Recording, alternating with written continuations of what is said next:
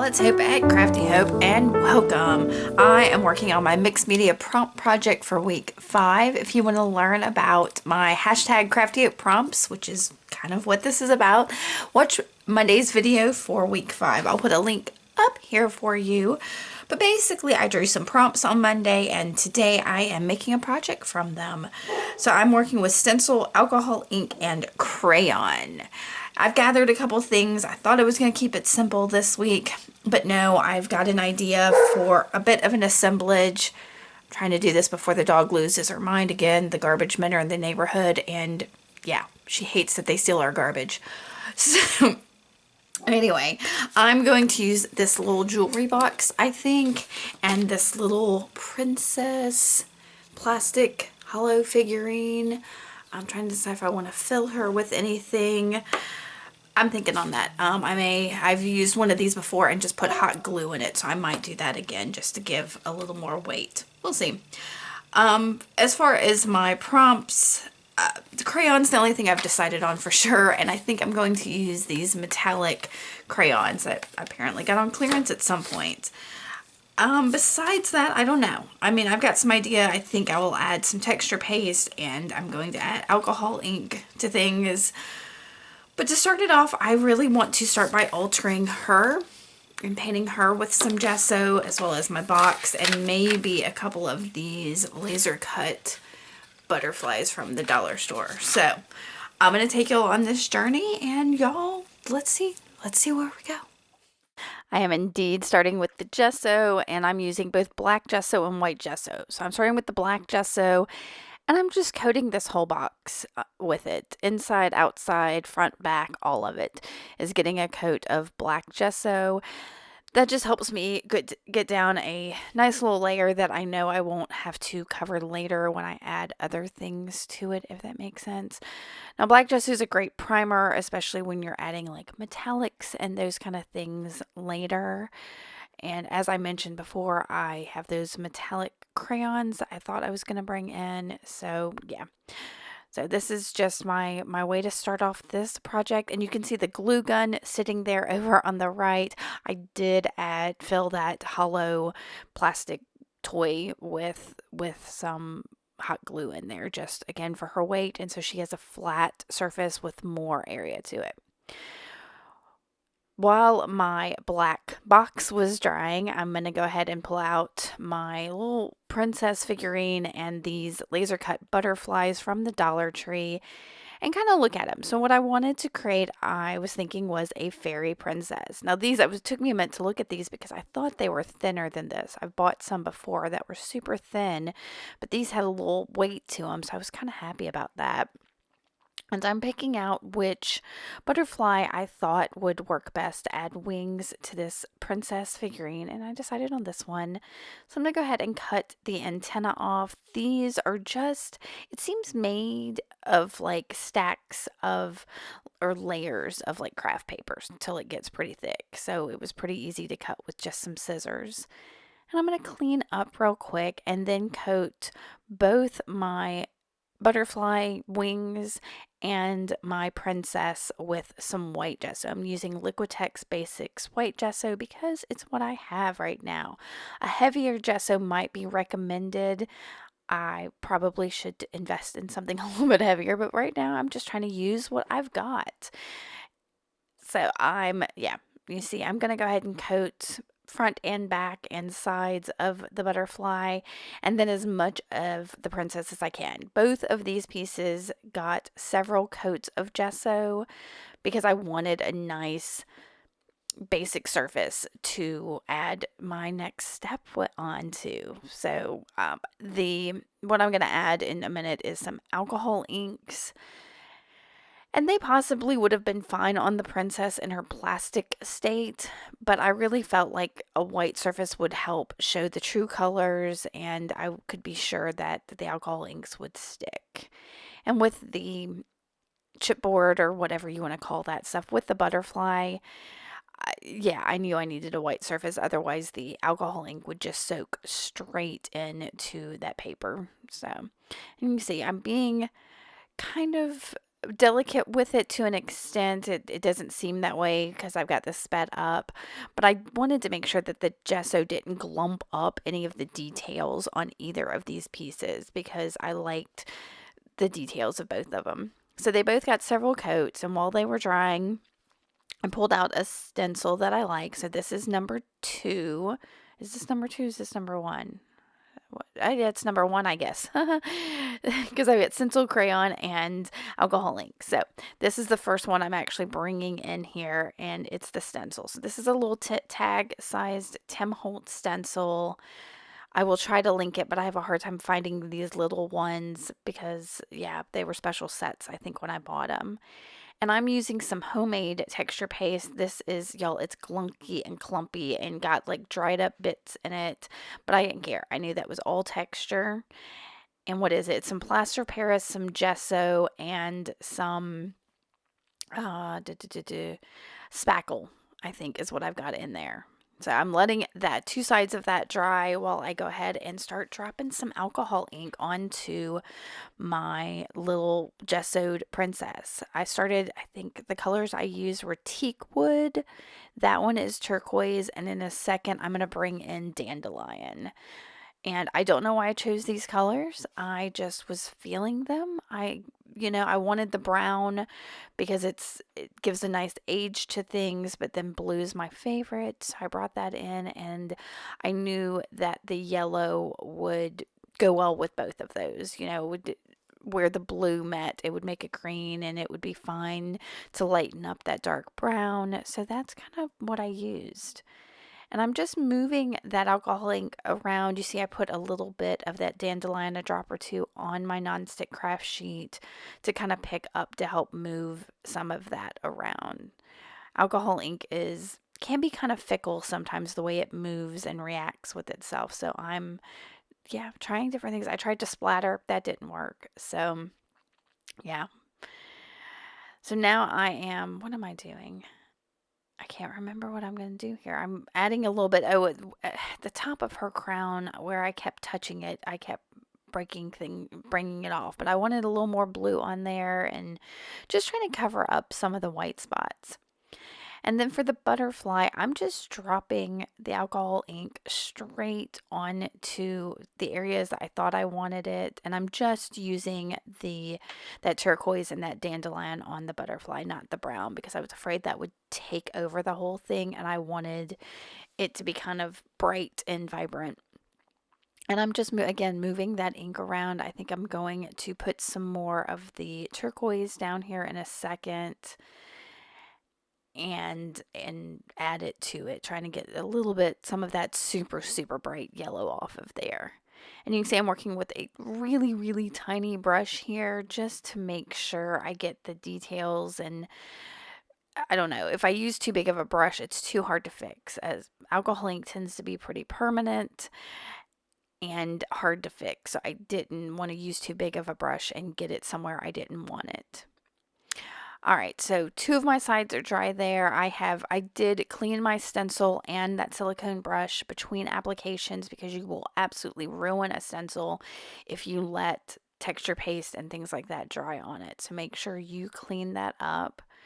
But I'm going to do the other 2 sides and the back this time around using that exact same stencil.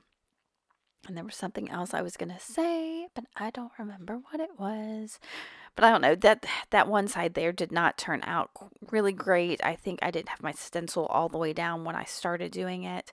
Oh wait, and y'all, I didn't do the other 2 sides. I did just one side and then the back because I'm leaving the bottom side without any of that texture paste on it, so it is a flat surface it can sit on. Because this is just going to be a little shadow box, like something you can put on a shelf or on a tiered tray or something like that. So, and I put that aside to dry, and I'm coming back with my little princess and my butterfly now that they're dry.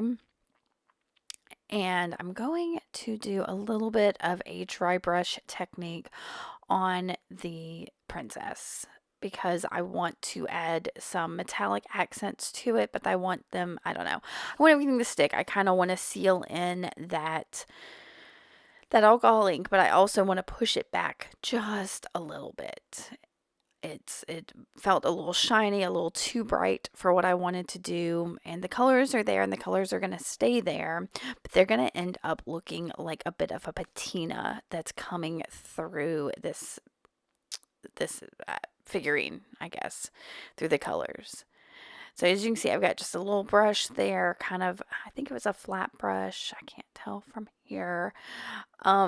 And I'm doing a dry brush technique over the top of my alcohol inks here.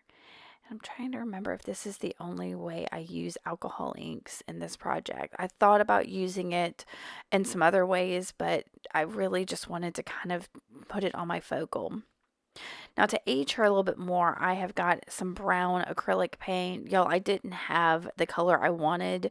I had a brown that I didn't like, so I added some black to it, and that's why there's a whole big mess of brown acrylic paint on my table, is I didn't have a dark enough brown. It was too light. So I just made the color I needed. And I am going over the top of that white gesso on top of the acrylic, the alcohol inks on top of the gesso, layers and layers, y'all. I love the layers in this. And I'm just going over this. Now this adds some of the age to this, picks up a few more of the details that the gesso doesn't pick up, but the gesso helped seal those alcohol inks in there, and you can see those colors, that blue and the yellow especially, are still kind of shining through, and I am so happy with that. Ooh. Yeah, and you can see I'm not really messing with the back of her a whole lot because, yeah, she didn't need it. Her back's gonna be to the back of the box and won't be seen. Now I've got it's a mica paint, like a metallic blue paint from Arteza. I'll try to list it below. I usually can't find it online, so I don't know if it's something they don't make anymore or what. But again, I'm dry brushing a little bit of this blue metallic on here just to kind of have that blue, but I'm also going to add a little bit of gold on top of that. But I like the blue because we've got the blues already in there, and like I said, blue's my favorite. Now here's the gold, and again, this is just a gold acrylic paint, and I'm going to put it lightly over the top of the butterfly just to give it some sparkle, as well as then on top of my little princess.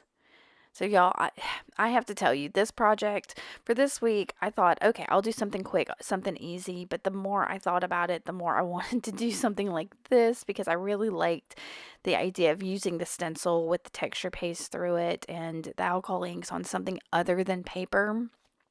And so this whole idea developed, and I did not intend to have such a multi-stepped process. I really was hoping to just do an art journal page or something like that. But no, my little, spark of inspiration said, no, we're going to do something bigger. And so this is what we're getting this week. I hope y'all are okay with that.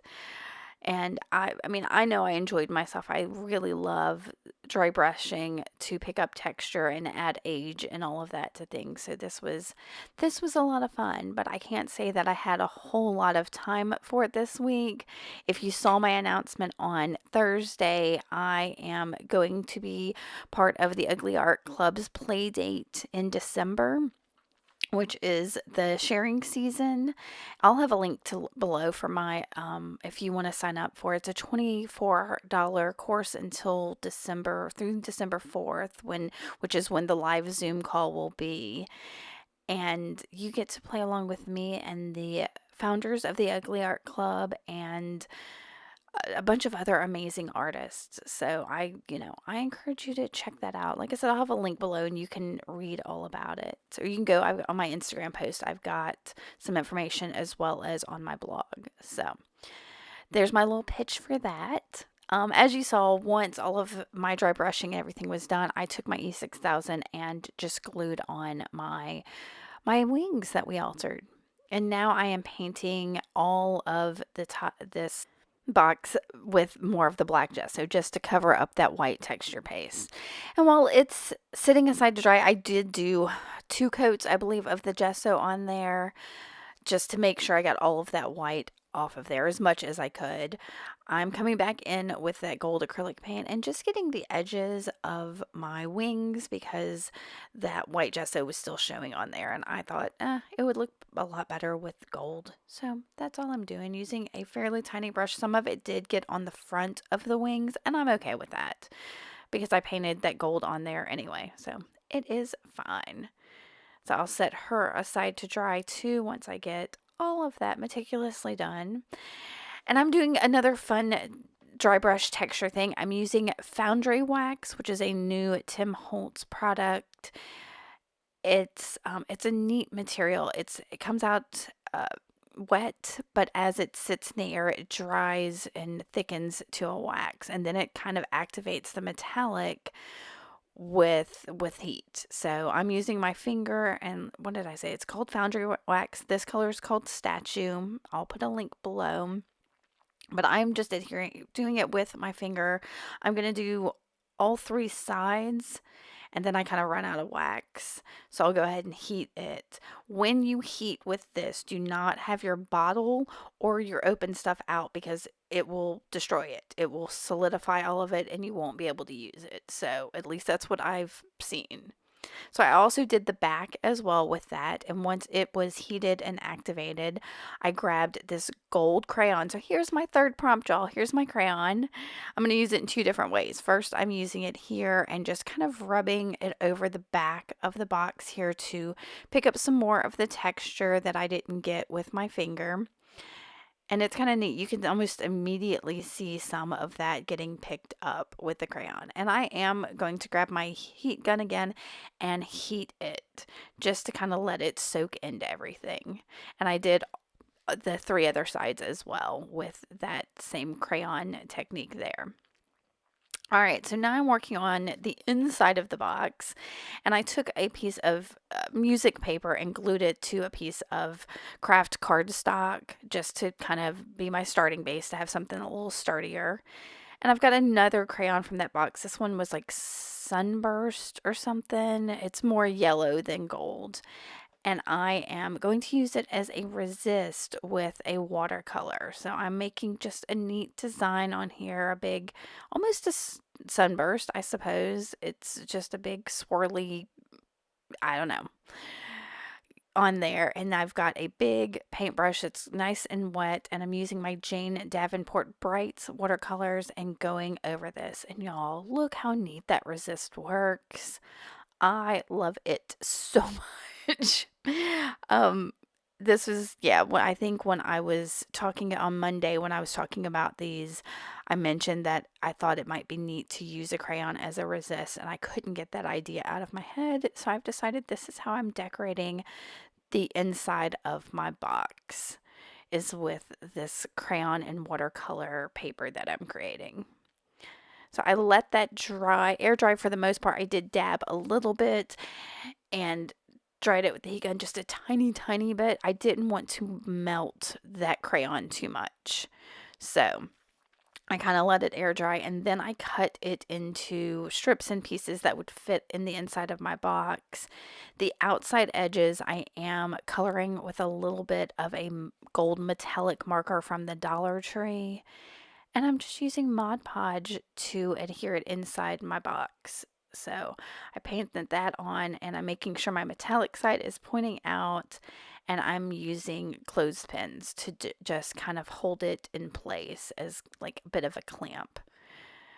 So I'll do one more here in just a second. I think I'm going to go ahead and color both edges of my sides here.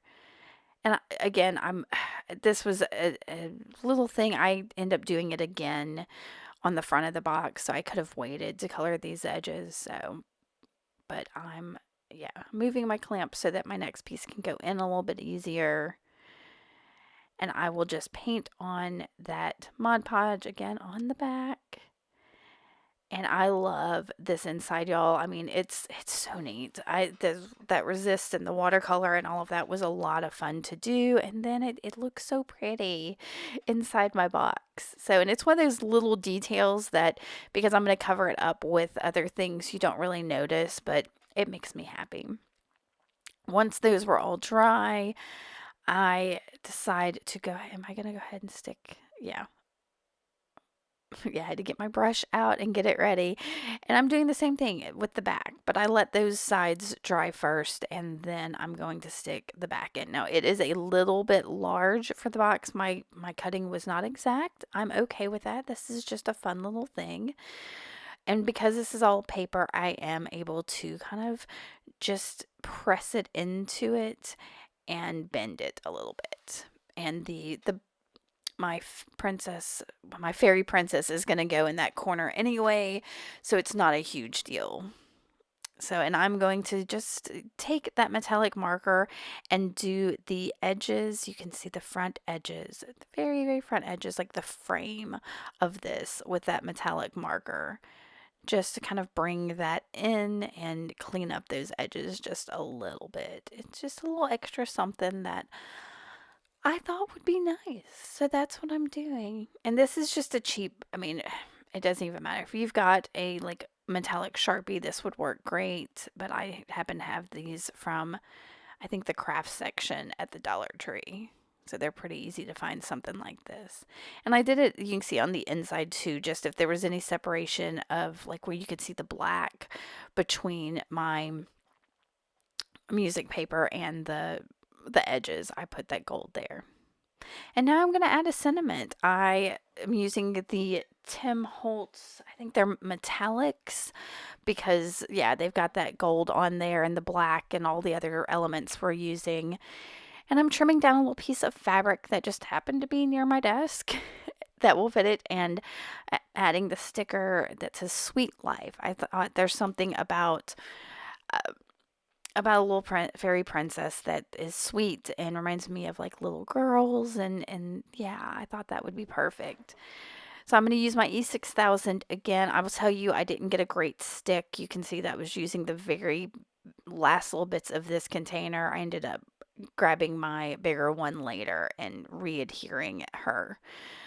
But I used that to stick my fairy princess in, and then I'll use a little bit of matte gel medium on the back of this fabric to stick my sentiment in there.